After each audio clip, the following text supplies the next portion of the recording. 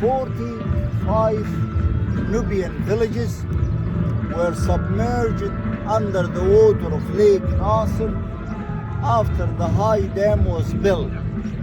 So there was a big appealing from UNESCO to save those temples. What they did is they built a cover dam in front of each temple, and they began cutting the mountains with electric saw, as I mentioned, and the temple itself by hand saw.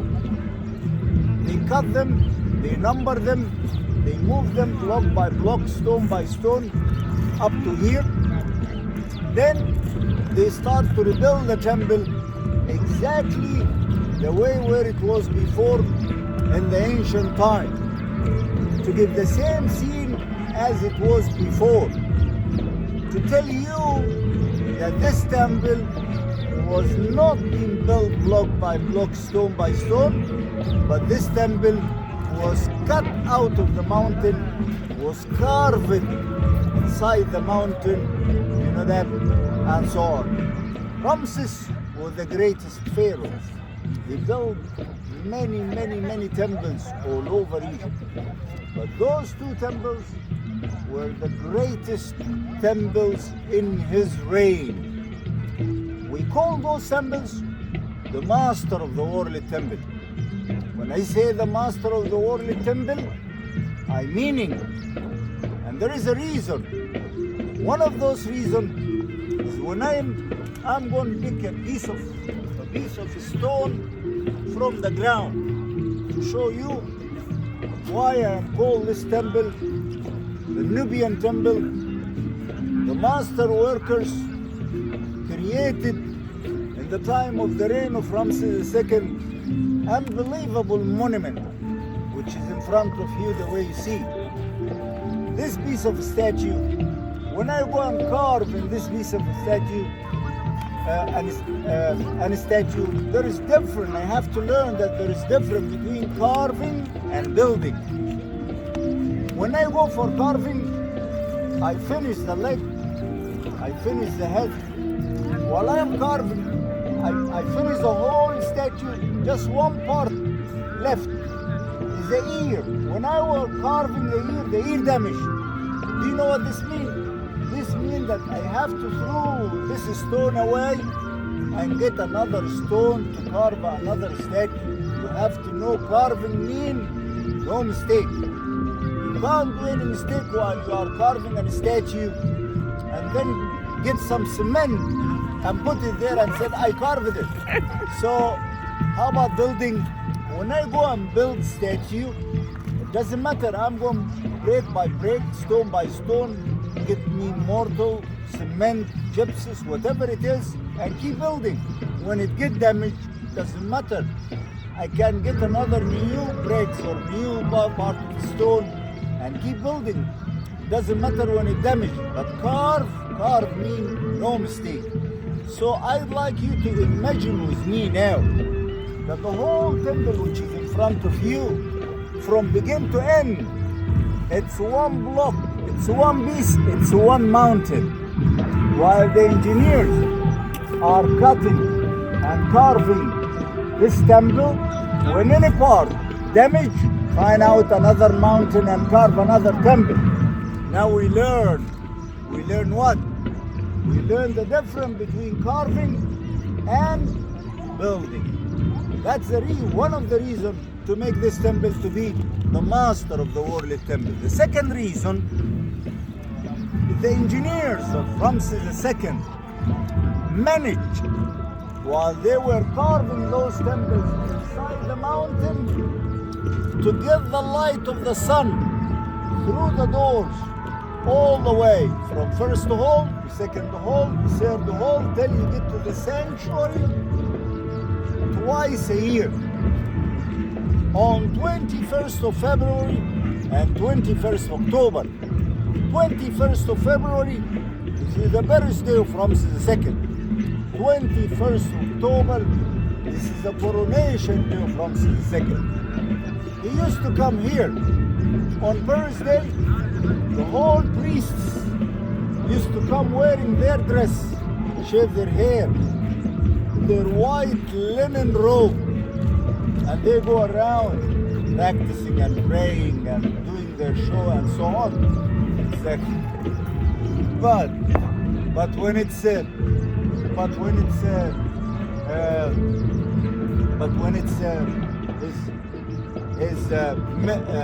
coronation day, Ramses and Nefertari, both of them, they come together with their military, showing their march. Showing them the way where Ramses II used to come and visit those two temples, it was two ways. By River Nile, you know that, by River Nile itself, or through the Sahara Desert. See that? That's right. There is two ways of him to come and visit. And he used to come and visit these two temples, as I mentioned, twice a year. Let us look at the facade of the temple of Nefertari. The facade of the temple of Nefertari decorated with 6 statues. 4 for Ramses and 2 for Nefertari. The first one to the right is Ramses, then Nefertari, then Ramses. Then you get through the entrance. After the entrance, you get Ramses, Nefertari, and Ramses. As I mentioned above the door, that's the name of Ramses II, which is used to be written, his birth name and his coronation name. The birth name, this is the name which his mother gave it to him when he born. Coronation name. This is the name which his father gave it to him when he became a king. Birth name and coronation name. Between the statues it was written that Ramses II built this temple for his favorite wife Nefertari to be forever. You can imagine how Ramses II loved the Queen Nefertari, as I mentioned. More than talking person, more than moving film, more than writing book. He did a temple for her. There is only 2 temples for Queen in Egypt. The first one, Luxor. This is the temple of Queen Hatshepsut. But she ordered when she was a queen to build or to carve that temple. But this one, it was ordered by Ramses II to be carved for his favorite wife Nefertari. You have to know that Ramses II, when he's a prince, his father used to send him to the southern part of Egypt to check the border. He didn't send him really to the north, Assyrian, Persian. It's going to be dangerous for his son, for his prince. So he was always sending him to the south to check the borders, to see the Nubian villages, the gold mines. And that while he was doing this, on his way, he saw Nefertari, that lady, the girl, she was playing here in that little village, small village, which it was in the middle of the lake somewhere there. He saw her, he loved her. After that, what's happened? He kept coming back, you know that, he kept doing this, you see. His father was always asking him, his name called City, what are you doing there, Prince? So, you know, checking border, Dad, and so on. So he used to come here 4 times a year. You see that? To have time with her love, Nefertari, and so on. So as soon as his father died, first thing as Ramses II did, came all the way up to here and married to Nefertari, and took her with him to where? To Luxor, where the capital of Egypt. And the military capital was north, where Delta.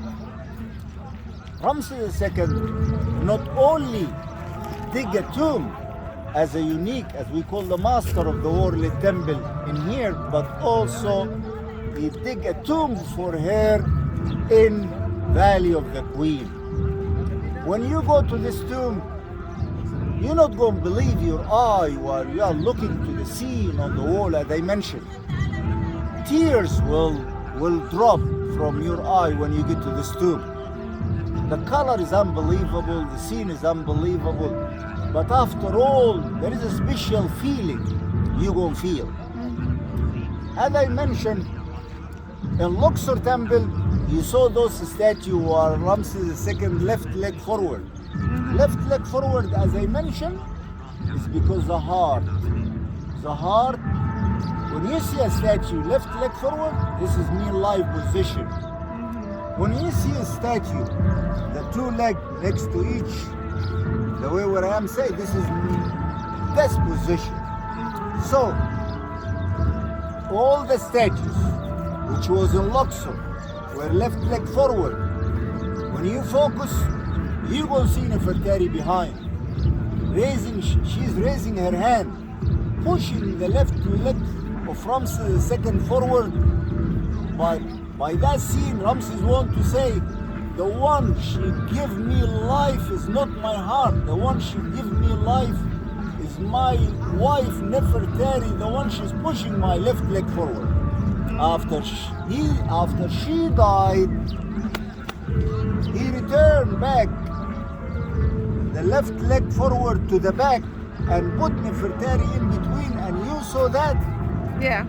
Showing his wife in a live position while And him himself. in a death position. Yeah. To say the one who real dead is not Nefertari, but the one who real died is Ramses II.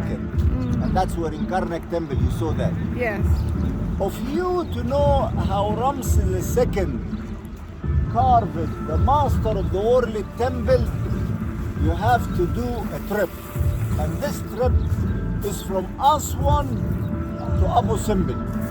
Ramses II dig 5 temples between Aswan and Abu Simbel, there where the priests used to learn how to test the stone, how to carve the stone, how to manage to get the light of the sun twice were the sanctuary.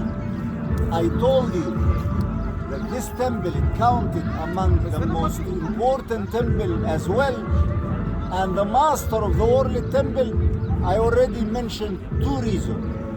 The last reason is the engineers, when they start to cut and rebuild this temple, they cut them block by block, stone by stone, and they want to get the light of the sun the way where it is before.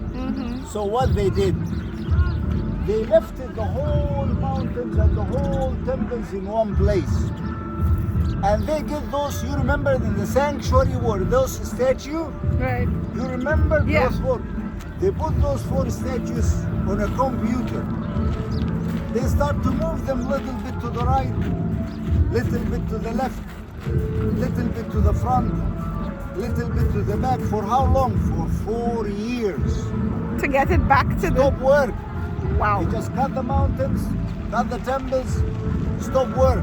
Waiting what? Waiting to get the light the way where it was before in the ancient side. Wow. 4 years. After that, they stop the statues and they start to rebuild the temple from the back to the front. Oh, okay. I just want you to imagine those engineers, how they managed to get the light of the sun twice In the same spot. in there while they are carving. And they are carving from the front to the back. First, they finish the facade of the temple.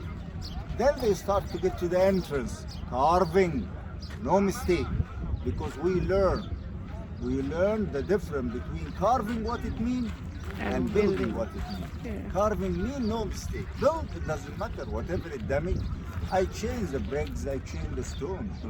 So they finish the first hole, they finish the second hole, they finish the last room, they carve with those statues, still no mistake. Managed to get the light twice on birthday and on coronation day.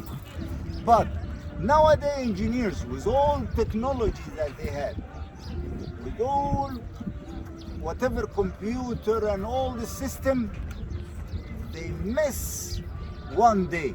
Because the light of the sun was entering the temple on 21st of February and 21st of October. After they moved the temple up to here, the date was changed. It became 22nd of February and 22nd. That's what makes